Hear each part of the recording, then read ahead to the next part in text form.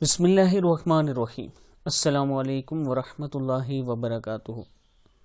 دوستو، آج عابد راجہ چینل کی طرف سے میں اپنے دوستوں کو جہنم کے ہتھوڑے کا وزن یعنی رسول اللہ صلی اللہ علیہ وسلم نے اس کے بارے میں کیا فرمایا وہ بتاؤں گا۔ اس سے پہلے میں اپنے تمام دوستوں سے گزارش کروں گا کہ عابد راجہ چینل کو آپ نے سبسکرائب ضرور کرنا ہے، ویڈیو کو شیئر کرنا ہے اور گھنٹی کے بٹن پہ ضرور کلک کرنا ہے تاکہ جب بھی میں ویڈیو اپلوڈ کروں آپ تک ایک نوٹیفیکیشن آ جائے۔ تو سٹارٹ کرتے ہیں آج کا لیسن۔ بسم اللہ الرحمن الرحیم۔ جہنم کے ہتھوڑے کا وزن۔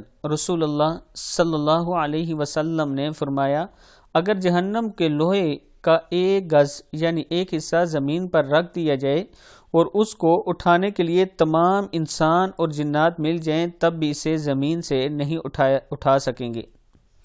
مسند احمد کی حدیث ہے۔ پھر سن لیں، اگر جہنم کے لوہے کا ایک گز زمین پر رکھ دیا جائے اور اس کو اٹھانے کے لیے تمام انسان اور جنات مل جائیں تب بھی اسے زمین سے نہیں اٹھا سکیں گے۔ دوستو، یہ تھوڑا آپ کو پتہ ہے کس لیے بنایا گیا ہے؟ یہ ہمیں سزا دینے کے لیے بنایا گیا ہے، ہماری غلطیوں اور کوتاہیوں پر جب ہم اللہ کے سامنے حاضر ہوں گے اس کے بعد ہمیں جو سزا ملے گی اس لیے یہ بنایا گیا ہے۔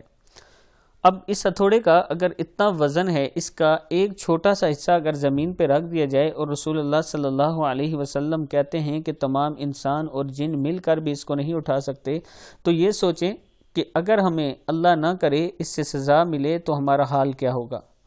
اس کو اپنے ذہن میں رکھیں اور اعمال نیک کرنا شروع کر دیں تاکہ اللہ تعالیٰ آپ کو اس سختی سے اور اس سزا سے بچائے۔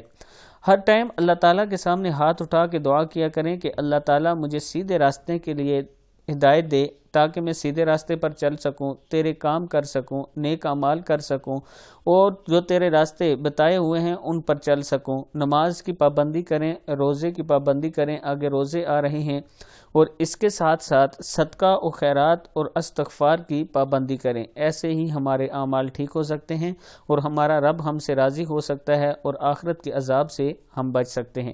اس ویڈیو کو آپ دوستوں نے آگے ضرور شیئر کرنا ہے۔ السلام علیکم ورحمۃ اللہ وبرکاتہ۔